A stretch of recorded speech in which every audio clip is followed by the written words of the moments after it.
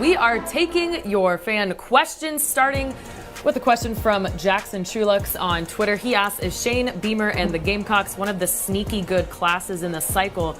Looking at the rankings here, South Carolina is 7th in the SEC with 26 commits, an average rating of 89. Steve, what do you think? Are they sneaky good? Well, I think it's not sneaky good. It's one of the best classes in South Carolina history in the 24/7 sports era. They got a chance to finish in the top 15 when all's said and done. And when you look at this class, it's really stout around the line of scrimmage on both sides of the ball.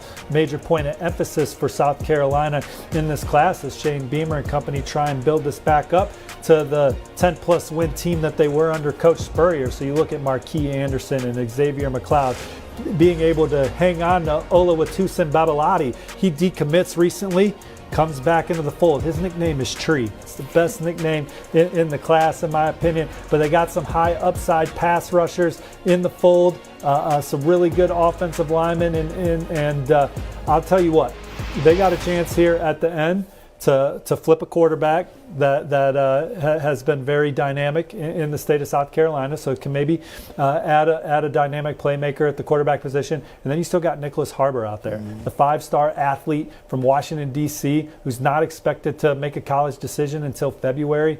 Maryland, Michigan, South Carolina, very high on his list. So if South Carolina can land 4-star quarterback LaNorris Sellers down the stretch and then go into the next wave, and land Nicholas Harbor, who could be a mismatched nightmare, a young man that aspires to play in the NFL, run in the next Olympics, and then be an orthopedic surgeon when his athletic career is done.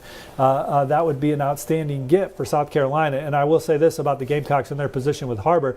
There isn't a school where he knows the commits better.